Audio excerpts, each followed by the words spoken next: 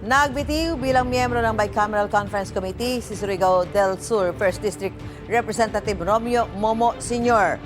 Ito'y matapos sampahan si Momo ng reklamong graft at plunder kaugnay sa mahigit 1 bilyong pisong kontrata sa gobyerno na nakuha ng kumpanyang pagmamay-ari ng kanyang pamilya.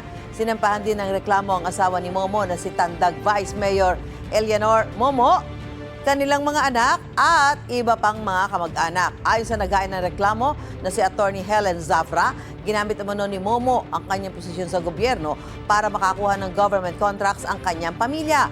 Si Momo ay DPWH Undersecretary noong 2010 at itinatag ang kanyang kumpanya matapos magretiro noong 2017. 2019 nang maupo siyang CWS Party List Representative at nanalong Surigao del Sur 1st District Representative noong 2022 at 2025. Giit ni Momo, nag-divest na umano siya ng shares sa kumpanya ng kanyang pamilya nang manalo siyang kongresista.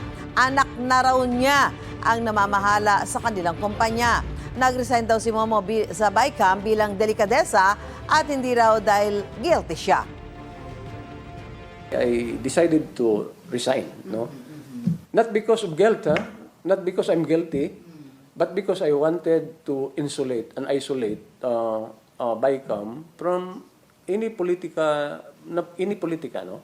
Hindi nyo ba nasabihan ng inyong anak na huwag ka munang pumasok dyan sa mga kontrata sa pamahalaan dahil naglilingkod ako sa pamahalaan ngayon?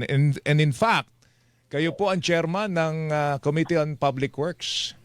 Sa ngayon, actually, walang mga kontrata yan.